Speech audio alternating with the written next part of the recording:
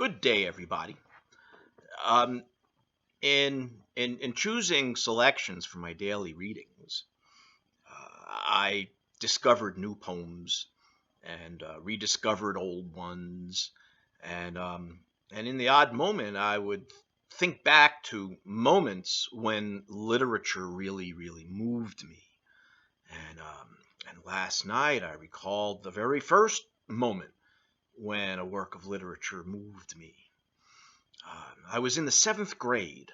I was babysitting for a little girl across the court in Queens, and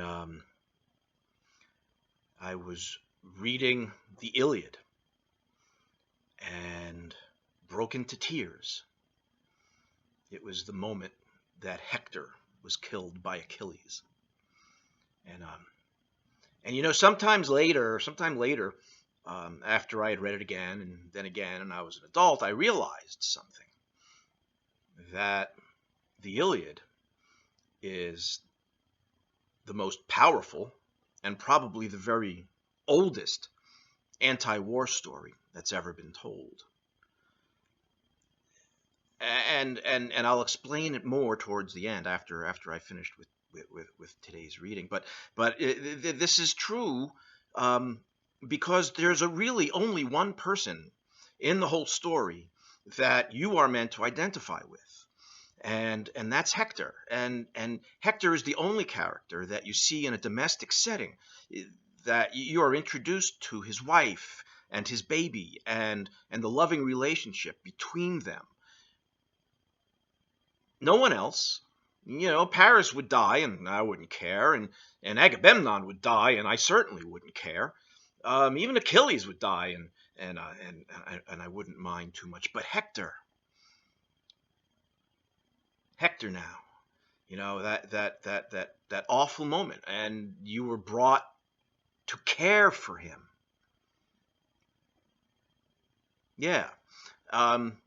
Anyway, so the moment in this story that I've chosen to read for you is from the very last chapter, the very last book, when Hector's father, the king of Troy, Priam, snuck into the Greek camp to beg for his son's body from Achilles, who had taken his body after dragging it around the city behind his chariot, and he was going to feed his body to the dog. So upset was he that Achilles had killed his friend Patroclus. So here's the king of Troy approaching Achilles. Here we go. He came up to Achilles, then with his fingers clasped his knees and kissed his hands, those dreadful hands, man-killers, which had slain so many of his sons. Just as sheer folly grips a man who in his own land kills someone, then runs off to a land of strangers, to the home of some rich man, so those who see him are seized with wonder.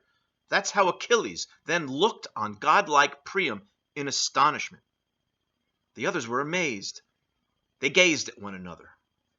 Then Priam made his plea, entreating. Godlike Achilles, remember your own father, who's as old as me, on the painful threshold of old age.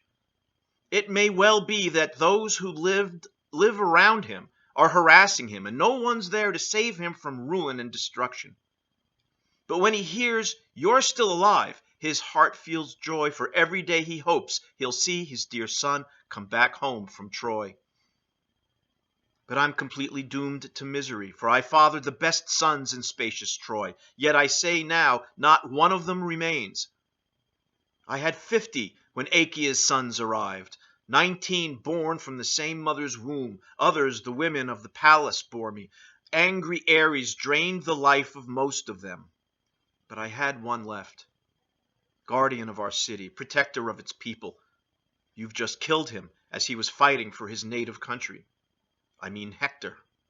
For his sake, I've come here to Achilles' ships to win him back from you, and I brought a ransom beyond counting. So Achilles, show deference to the gods and pity for myself, remembering your own father. Of the 2 old men, I'm more pitiful, because I have endured what no living mortal on this earth has borne.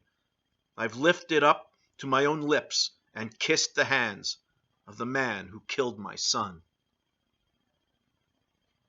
Priam finished.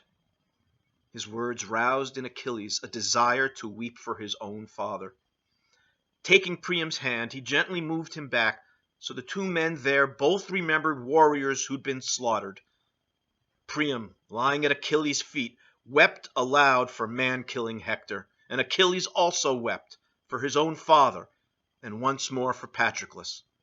The sound of their lamenting filled the house. It struck me at a later time that here we have the great king of Troy and the mighty Achilles, the greatest warrior the world has ever known, both not only weeping, lamenting, wailing.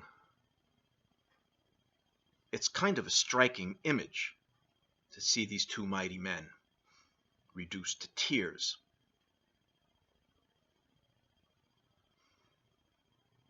And yes, this is an anti-war story because the Iliad ends with the funeral of Hector and the city wailing for the loss of their great warrior. Yeah. I hope you've enjoyed that.